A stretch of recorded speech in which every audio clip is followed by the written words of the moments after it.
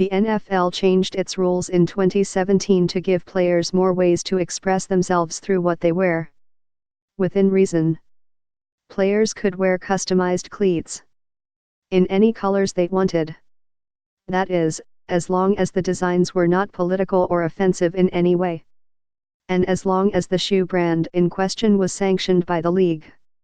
Oh, and they could only wear those cleats during warm UPS.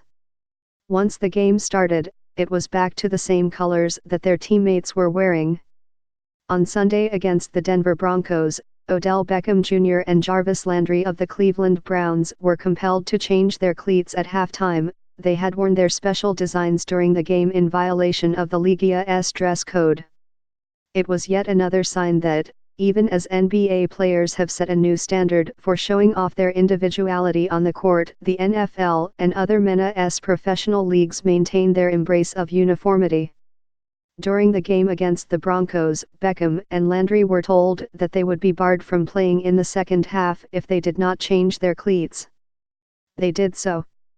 Beckham, the splashy former receiver for the Giants and one of the NFL's best-known players, had a picture of the Joker on his laces. Landry's were gold and orange. The NFL's rulebook specifies that players must wear shoes that are a black, white, or any constitutional team color or any combination thereof. In a phone interview, Brian McCarthy, an NFL spokesman, explained the thinking behind the policy. The NFL represents the highest level of sports, he said. NFL players are required to reflect that high level of professionalism in everything they do on game day. And that applies to the uniform itself.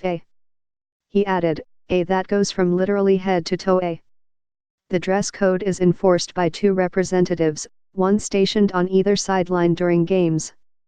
Those representatives are often former players, McCarthy said. Current players, and those who work with them closely, have expressed confusion about the rule. Beckham said that he planned his shoes before the season to match each week's uniforms. They literally switched the jersey, Beckham told ESPN. The cleats that I had was not for that jersey. We were supposed to wear white. The cleats were white.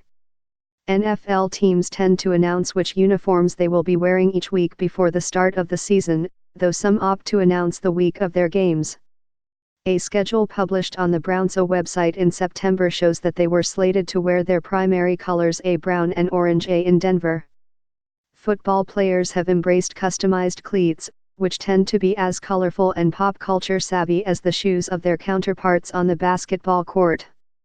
Luca Storm, 16, has for the past several seasons run an Instagram account, at Coolest Cleats, that showcases the best of football footwear.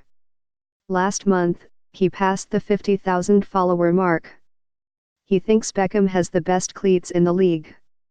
I do wish they were on during the game because they are very cool, Storm said in a phone interview. Daniel Lamache, 40, regularly designs cleats for Minnesota Vikings receiver Stefon Diggs and Giants receiver Golden Tate. His designs start at about $500. A recent pair he designed for Diggs were bright orange and doubled as an advertisement for Popeyes chicken sandwich. Lamache said that he did not know how much the receiver had been paid to wear the shoes. Lamache said it was hard for us to judge what is going to be passable and what is not under the NFL's policy. Even if you try to put the team colors on the shoe, it still runs the risk of a fine, he said. It's definitely tough, especially when you do see the NBA and all restrictions are off. Last season, the NBA changed its rules to allow sneakers of any color, barring only third-party logos, which have to be approved by the league ahead of time. The change coincided with a new uniform sponsorship deal with Nike, which sponsors many of the league's top players, including LeBron James of the Los Angeles Lakers, and the Nets' Kyrie Irving and Kevin Durant. NBA players have taken advantage. On opening night of the season, Minnie Mouse, aliens from the movie Space Jam and SpongeBob SquarePants frolicked on court by way of player saw shoes. The change in policy gave NBA players an opportunity to express their personalities, said Colleen Garrity, the vice president of basketball marketing at Excel Sports Management, which represents Blake Griffin, Brandon Ingram, and Kemba Walker, among others. You can learn a little bit more about a guy when you see what he's putting on his shoe, whether it's a social campaign or his love for a movie or character or something like that, she said. Gestures like these allow players to build fan bases and to make money. LaMache argued that the same opportunities were not available to Florida players. It's a challenge for them to benefit themselves, he said. And also on top of that they're wearing helmets. You're not seeing their faces.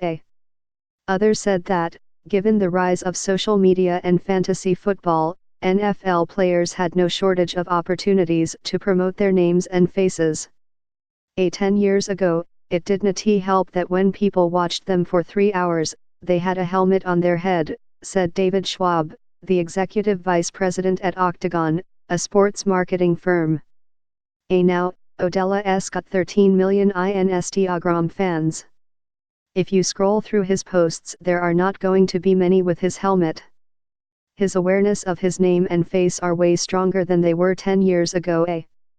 Schwab said that NBA players benefit more from playing a global sport, with the most recognizable stars like Golden State's Stephen Curry and James able to market their signature shoes to fans all over the world.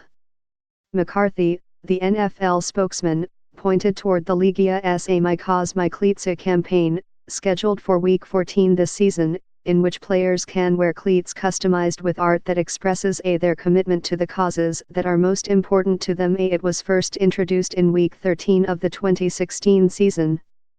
2 weeks later, Beckham wore customized cleats that honored Craig Sager, the NBA broadcaster who had died of cancer days earlier. He was fined $18,000. Beckham has run afoul of the league's dress code multiple times this season, most notably when he sported a $190,000 wristwatch during a September game.